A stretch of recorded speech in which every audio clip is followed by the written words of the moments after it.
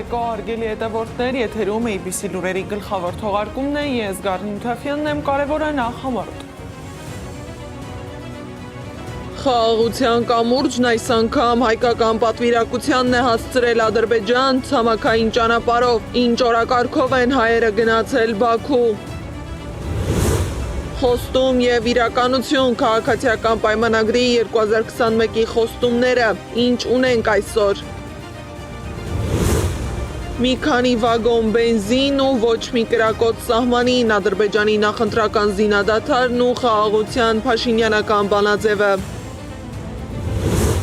Պրոշյանի կոնյակի գործը դատարանում է, քաղաքական ճնշում, թե ստանդարտների խախտում։ Ողբերգական ավտովթար Շիրակում 6 մարդ է մահացել։ Նեթանյահուի ամենամեծ ձախողումը, Իսրայելը քայքայվում է ներսից, Թել Ավիվում սկսել են մեղադրել վարչապետին։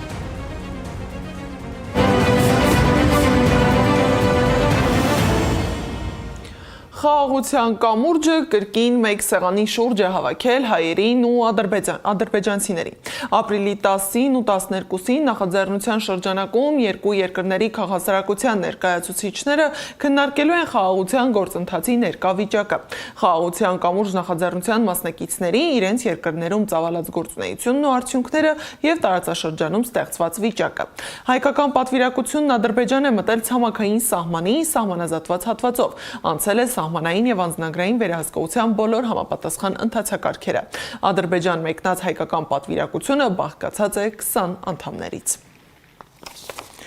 Երկրի մի անկյունում խոսում են խաղաղության մասին, իսկ մյուս անկյունում զինվում են, պատրաստվում հնարավոր ագրեսիաների։ Ադրբեջանում ընթանում են մարտավարական զորավարժություններ։ Ադրբեջանական լրատվամիջոցները գրել են, որ Պաշտպանության նախարարության ղեկավարությունը բարձր է գնահատել ստորաբաժանումների մարտավարական կատարողականը եւ անձնակազմի մարտական պատրաստվածությունը։ Իսկ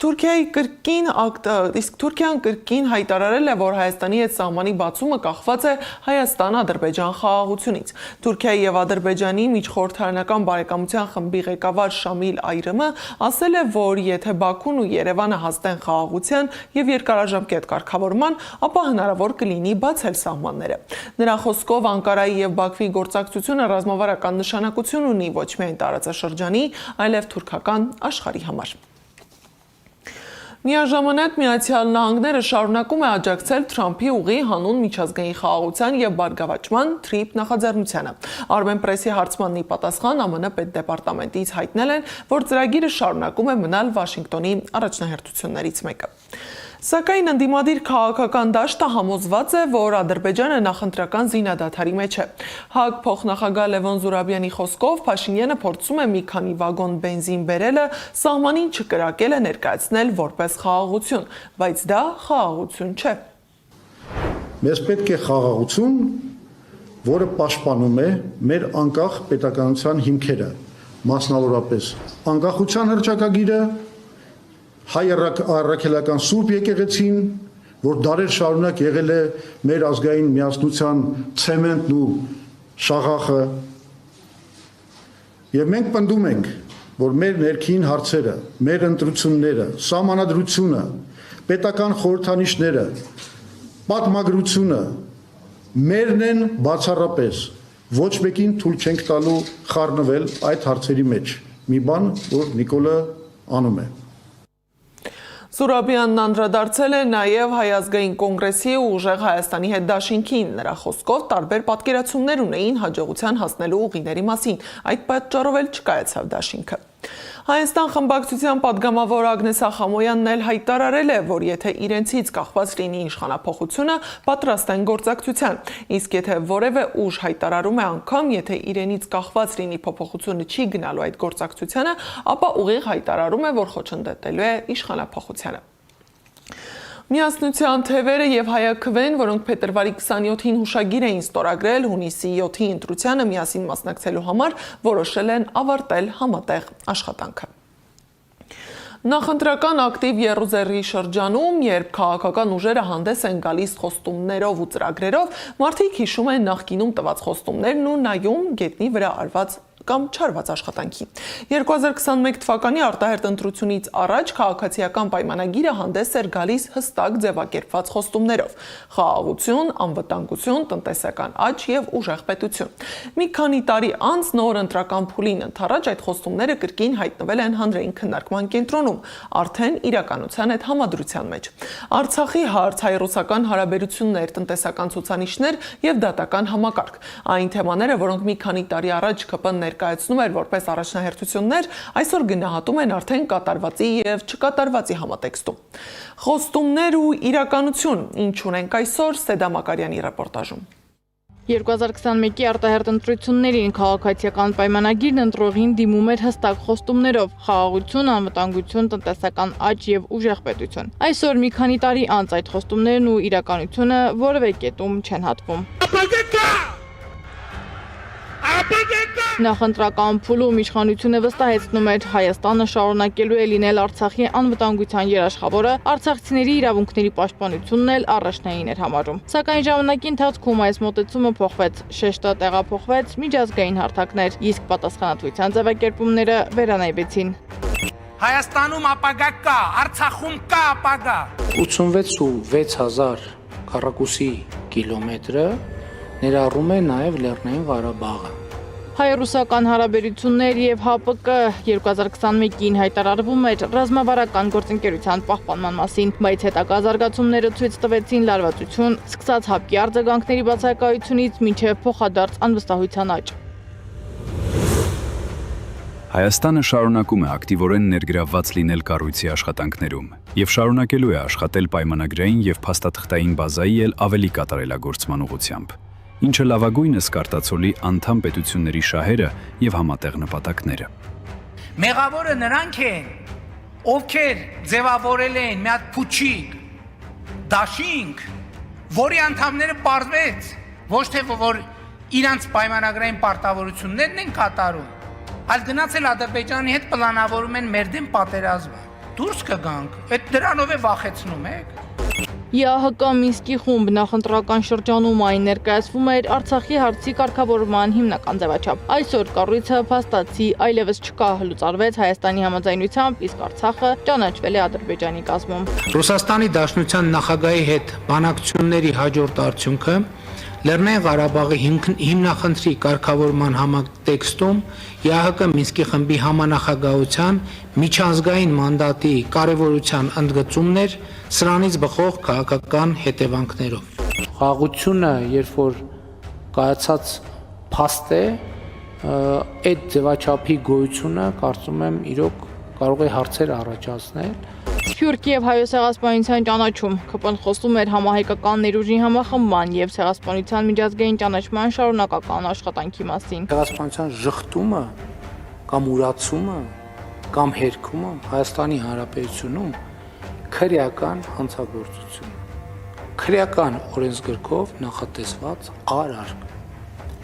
Ցեղասպանության փաստը անքննելի է եւ անժխտելի։ Մենք հայոց ցեղասպանության պատմությանն էլ պետք է վերադառնանք, պետք է հասկանանք լավ ինչ է տեղի ունեցել եւ ինչու է տեղի ունեցել։ Իսկ մեկ ամիս առաջ այդ թեմաներով խոսելու համար Փաշինյանի հրահանգով աշխատանքից ազատվեց Ցեղասպանության թանգարան ինստիտուտի տնօրենը։ Այո, ես դա համարել եմ կառավարության վարած արտաքին քաղաքականությանը հակառակ գործողություն, ես դա համարել եմ սադրիչ գործողություն եւ խնդրել եմ, որ դիմի։ Տնտեսություն խոստանում էին գործազրկության եւ աղքատության նվազեցում, թեև արձանագրվել է որոշ տնտեսական աճ, խնդիրները շարունակում են մնալ հատկապես սոցիալական ոլորտում։ Աշխատատեղ չկա, ժողովուրդը մնացել են առանց աշխատատեղ։ Գյուղը աշխատանք չկա, առանձնապես են խնդիրները։ Գազը, ճանապարհները, աշխատանքի բացակայությունը, ցածր վարձատրություն աշխատանքի։ Նախընտրական ծրագրում ընդգծվում էր գիտության զարգացումը եւ նորարարության խթանումը։ Այս տարվանից արդեն կայացրել ենք որոշում եւ ինչի արդյունքում գիտության, գիտաշխատողների ֆինանսավորման աշխատավարձային ֆոնդը մինչև 2025 թվականը արդեն 4.4 միլիարդ դրամից կդառնա շուրջ 14 միլիարդ։ Սակայն ոլորտի ներկայացուցիչները շարունակում են խոսել խնդիրների եւ ֆինանսավորման բացակայության մասին։ Վերջերս էլ ազգային ժողովի որոշմամբ Գիտությունների ազգային ակադեմիան կորցրեց իր կարգավիճակը, դառնալով պարզապես խորհրդատվական կառույց։ Իշխանությունը խոստանում էր անկախ ու վստահելի դատական համակարգ, սակայն տարիներ անց դատական համակարգի շուրջ հանրային վստահությունը խնդրահարույց է, իսկ դատական գործընթացների շուրջ աղմկահարույց դեպքերը չեն պակասել։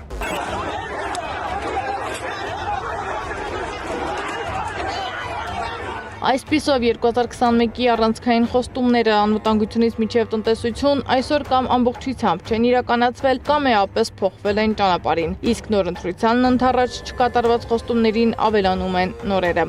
Սեդամ Ակարյան, Գեգամ Ղազարյան, ABC Media։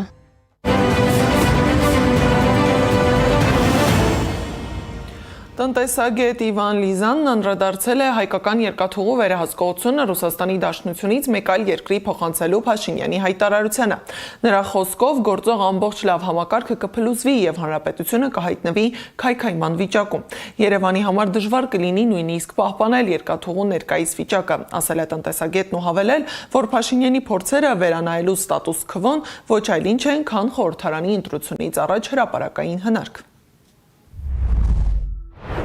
Նիկոլ Փաշինյանը պնդում է, որ ռուսական երկաթուղիների հետ կապը վախեցնում է պոտենցիալ հաճախորդներին, սակայն մեր ընկերությունը չի ենթարկվում արևմտյան պատժամիջոցներին։ Փաշինյանը մեծապես չափազանցնում է։ Եվ հայկական երկաթուղուց օգտվել ցանկացողները շատ չեն։ Փաշինյանի նախաձեռնությունը դատապարտված է ձախողման եւ նույնիսկ վնասակար է հանրապետության համար։ Սակայն նա այս հարցը բարձրացնում է հունիսի 7-ին կայանալիք ընտրությանը հաղթելու համար։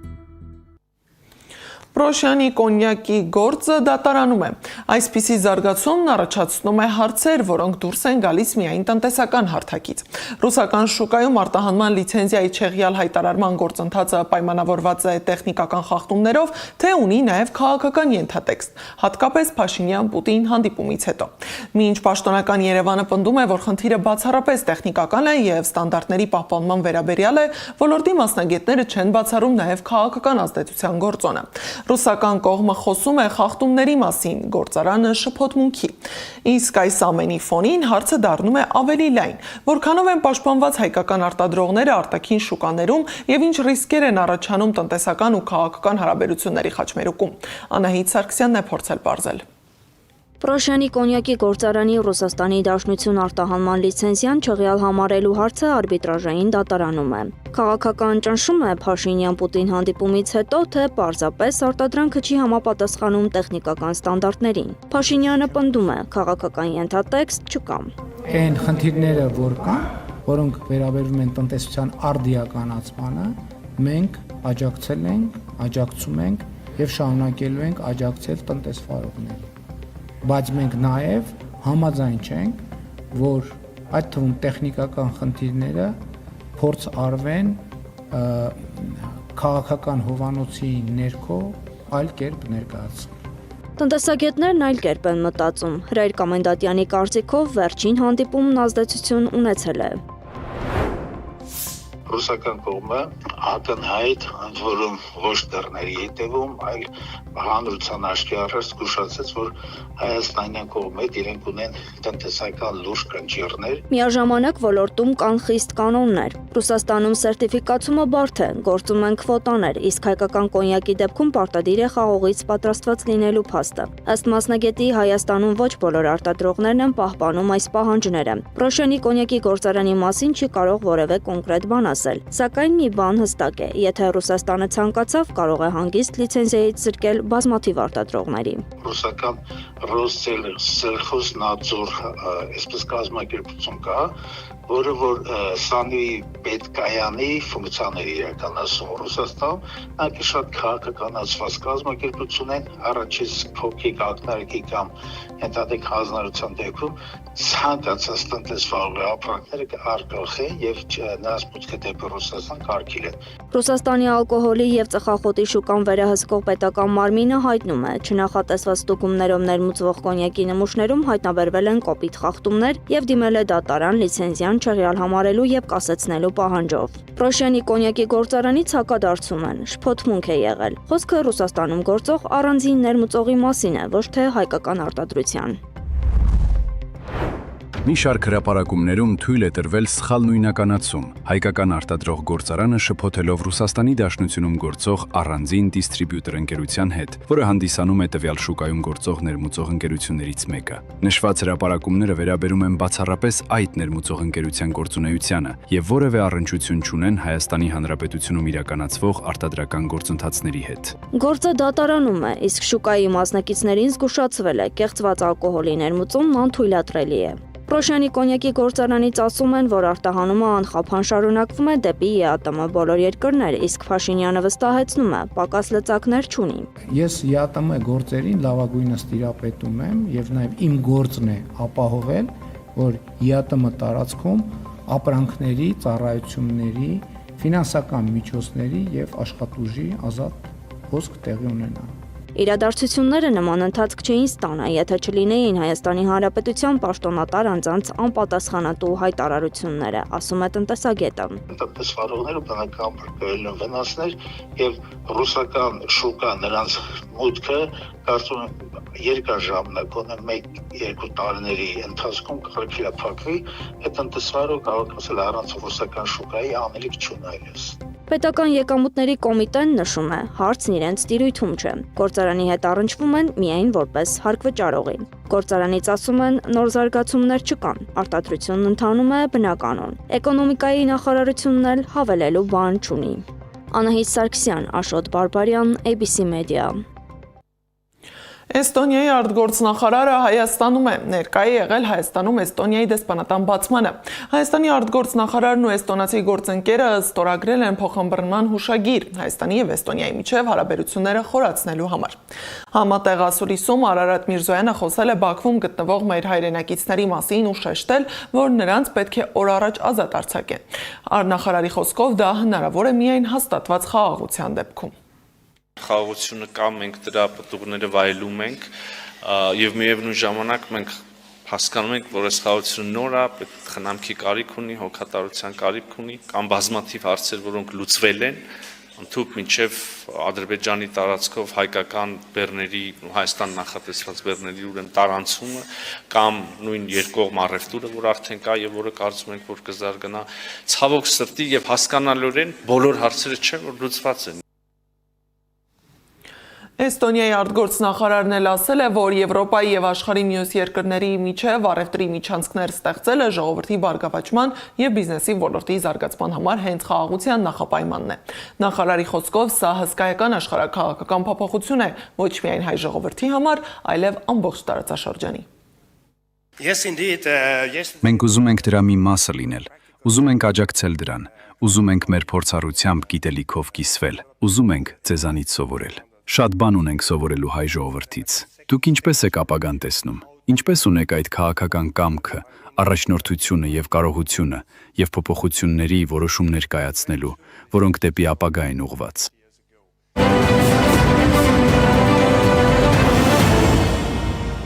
Շոր ու ողբերգական ավտովթար է տեղի ունեցել Շիրակի մարզի Աղին բնակավայրի մոտ։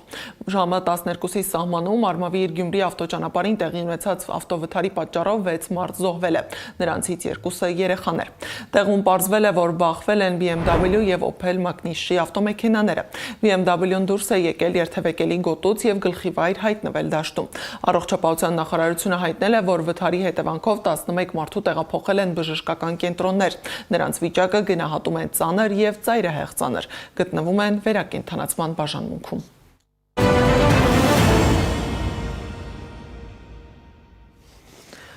Միջազգային լրահոսից Պակիստանի մայրաքաղաք Իսլամաբադում հայտարարել են կարմիր պատրաստվածության մակարդակ ԱՄՆ-ի եւ Իրանի միջև սպասվող բանակցությունից առաջ։ Մայրաքաղաքում աննախադեպ եւ անվտանգության խիստ միջոցառումներ են ձեռնարկել։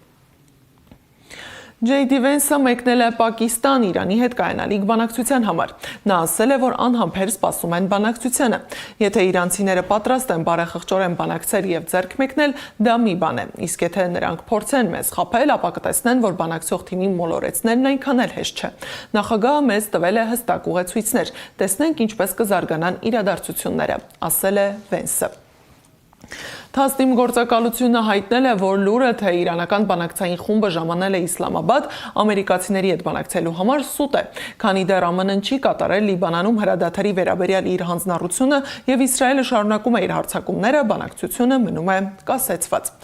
Իսկ Լիբանանի ազգային լրատվական գործակալությունը հայտնել է, որ շտապօգնության եւ հրշեջ ծառայության մի քանի մեքենա է թիրախ դարձել Լիբանանի հարավում։ Լրատվական գործակալության հաղորդմամբ ավելի վաղ իսրայելցի զինվորականները սպառնացել էին հարվածել Լիբանանում գտնվող շտապօգնության մեքենաներին, մեղադրելով Հեզբոլլահին դրանք ռազմական նպատակներով գործածելու համար։ Լիբանանում ապրիլի 8-ը դարձավ վերջին տարիների ամենամահաբեր օրերից մեկը։ Իսրայելի ավելի քան 100 օդային հարվածները ընդամենը մի քանի րոպեում փոխեցին վիճակը Բեյրութից Լիբանանի հարավային շրջաններ։ Պաշտոնապես թիրախը Հեզբոլլահի ռազմական ենթակառուցվածքներն էին, սակայն հարվածների մասշտաբն ու ինտենսիվությունը լուրջ հարցեր են առաջացնում։ Նպատակն արդյոք միայն ռազմական պատասխաններ։ Վերլուծաբանների մի մասը կարծում է, որ սա ոչ միայն Լիբանանին ուղղված հարված էր, այլև ուղերձ Թեհրանին իր ազդեցության գոտում գործող ուժերին սահմանափակելու նպատակով։ Այսպիսով Բեյրութում հնչած հրթիռները կարող են լինել ավելի լայն խաղի մի մաս, որի հետևանքները դեռ ամբողջությամբ տեսանելի չեն։ Մանրամասները ռեպորտաժում։ Պատերազմի ամենամահաբեր օրն է եղել ապրիլի 8-ը Լիբանանի ժողովրդի համար։ Ընդամենը 10 րոպեի ընթացքում Իսրայելը իրականացրել է ավելի քան 100 օդային հարված, թիրախավորելով Հեզբոլլահի դիրքերը։ Տեղատարափարվածներ են եղել ոչ միայն ռազմական օբյեկտների վրա, այլև խիտ բնակեցված քաղաքացիական տարածքներում։ Զոհերի թիվը տարբեր աղբյուրների համաձայն 200-ից 300-ն է եղել։ Ավերվել են շենքեր, ենթակառուցվածքներ, նույնիսկ կարևոր կամուրջներ։ Շատ աննախադեպ սաստկությամբ հրթիռագործումներ էին, միանգամից լայնածավալ հարձակումներ 100-ից ավել, որի արդյունքը շենքերի փլուզումներ, բնակարանների կանտումներ, փլադակների դիակներ, քաղաքացիներ, զոհեր, մեկ օրվա ընթացքում արձանագրվեց 254 զոհ, 1800 վիրավոր, շատ ահավոր դարողությամբ հարձակումներ էին։ Հատկանշական է, որ հարվածները սկսվել են Միացյալ Նահանգներ Իրան հրադադարի հայտարարությունից ընդամենը մի քանի ժամ անց։ Այս համընկնումը վերլուծաբաններին հիմք է տալիս ենթադրելու, որ Իսրայելը կարող էր օգտվել ստեղծված ժամանակային պատուհանից Հեզբոլլահի դեմ առավել լայնածավալ գործողություն իրականացնելու համար։ Սա պայմանավորվել էր եւ իբրև ժամանակ, իբրև բահ համընկնեց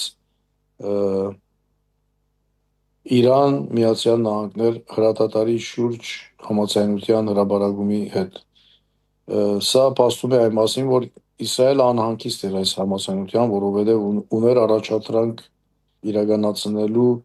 հարավային հատվածում անվտանգության կոդի եւ ընդհանրապես Հեզբոլլահը զինաթափելու։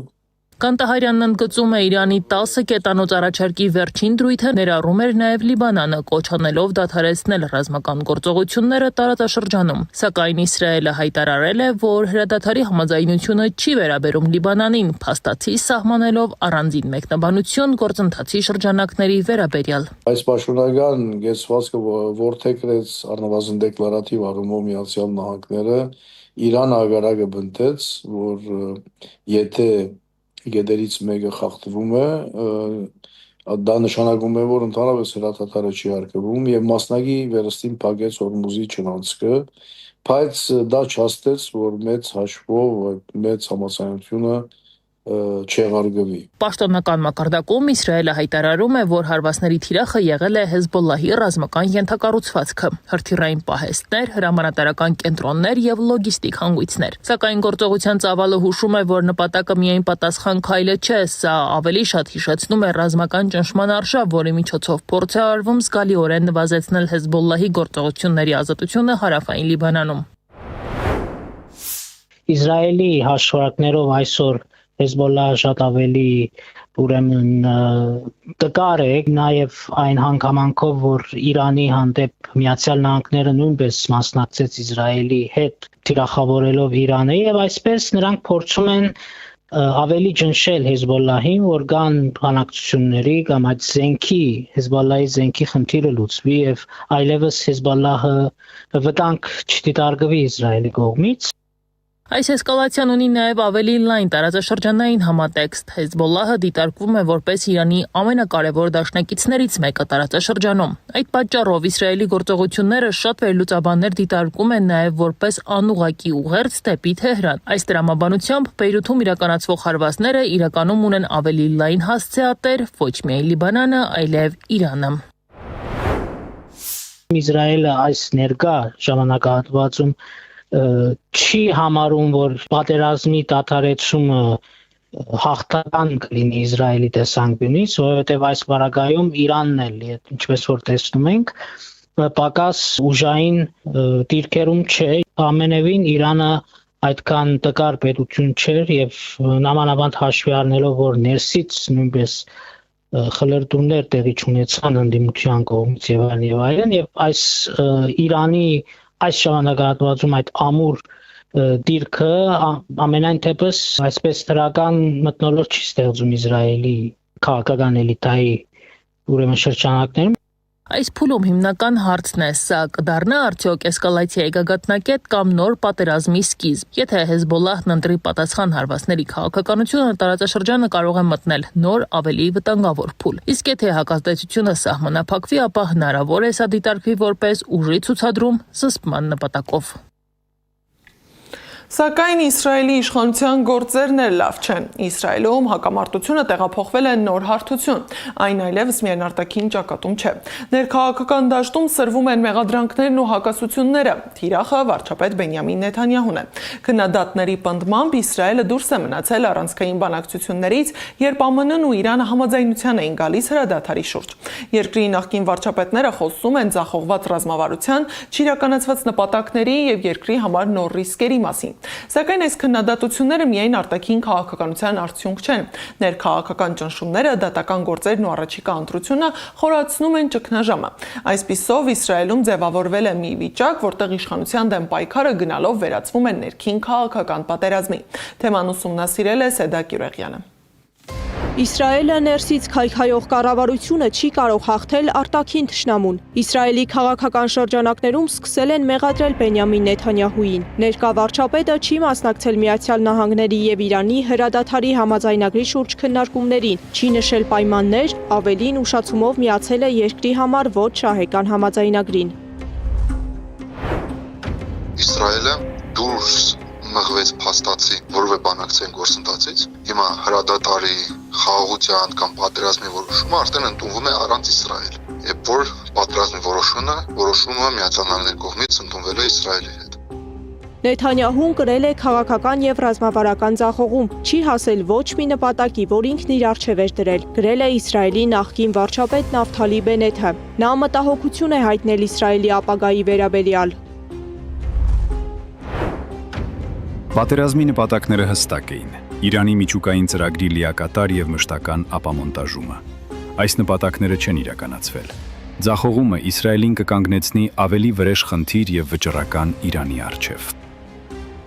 Իսկ այս ամենի փոխարեն Միացյալ Նահանգները եւ Իրանը ձեռք են բերել երկշաբաթյա հրադադարի համաձայնագիր, որում Իրանը պահանջում է ուրանի հարստացման ճանաչում, առաջնային ու երկրորդային պատժամիջոցների վերացում։ Սա ոչ միայն Բենեթի զայրույթն է առաջ բերել։ Իսրայելի ընդդիմության առաջնորդ ու նախկին վարչապետ Յայիր Լապիդն է կոշտ քննադատել ներկա վարչապետին։ Իսրայելն անգամ սեղանի շուրջը չէր, երբ Միացյալ Նահանգները եւ Իրանը համաձայնության էին գալիս։ Մեզնից տարիներ կպահանջվեն ուղղելու համար այն քաղաքական եւ ռազմավարական վնասը, որ հասցրել է Նեթանյահուն իր սնափառության, անփութության եւ ռազմավարական պլանավորման բացակայության պատճառով։ Նեթանյահուի հասցեին հնչող այս քննադատությունների պատճառները շատ ավելի խոր ու ներքաղաքական են։ Դատական գործեր, կոռուպցիոն սխեմաներ, ինչին գումարվեց նաև Իրանի դեմ պատերազմն ու Պակիստանի միջնորդությունը։ Առջևում ընտրություններ են եւ ընդդիմությունը բաց չի թողնում իշխող ուժին քննադատելու ոչ մի առիթ։ Շատերն էին պնդում, որ պատերազմը Նեթանյահուին անհրաժեշտ է իշխանության մնալու համար, ինչպես նաև իր հետ կապված դատական գործերը այսպես հետաձգելու կամ չեղարկելու համար։ ընդդիմության մեջ կա մտավախություն, որ հնարավոր հաջողությունները նաև կարող են առաջացնել Նեթանյահուի իշխանության այսպես ամրապնդում եւ ավելի երկարատև իշխանության վարում, ինչը բնականաբար նախընտրելի չէ օպոնենտների համար։ Կոնֆլիկտային այս իրավիճակում գործող ղեկավարի հրաժարականը քիչ հավանական է, պնդում է քաղաքագետը։ Արտաքին եւ ներքին քաղաքականության տեսանկյունից Իսրայելի քաղաքական էլիտայի դիրքորոշումներում որևէ տարբերություն չկա, անկախ քաղաքական հայացքներից։ Բուրգի գագաթին երկրի անվտանգությունն ու շահերն են։ Այն ինչ որ անում է Նեթանյահուն, ես կարծում եմ այդ գիծը պահպանվելու է եւ շարունակվելու է, անկախ նրանից թե այսօր որ հարցերում են քննադատում Նեթանյահուին։ Այն պահին, երբ իշխանություն կփոխվի, այդ պահին ես կարծում եմ նոր իշխանությունը կշարունակի այն գիծը, որը այսօր վարում է Նեթանյահուն։ Ի վերջո, Իսրայելում այս պահին հակամարտությունը միայն արտաքին ճակատում չէ, պայքարը ներխուժել է երկրի սահմաններից ներս։ Քաղաքական ընդդիմության կողմից հնչող մեկնաբանությունները, թե փաստացի ձախողումը ներկայացվում է աղետալի արդյունքների կոմպենսացում, իշխանության կողմից հերթական անգամ աթոռը պահելու փորձ է։ Սեդա Գյուրեղյան, Նոնա Գևորգյան, ABC Media։ Այս ժամի համար նախատեսել էինք այսքանը, շարունակեք հետևել մեզ YouTube-ում, Facebook-ում, Telegram-ում, WhatsApp-ում, Instagram-ում ու TikTok-ում կամ այցելեք մեր պաշտոնական կայք www.abcmedia.am։ Մենք կհանդիպենք ժամը 21-ին լուրերի ամփոփիչ թողարկմանը, առայժմ։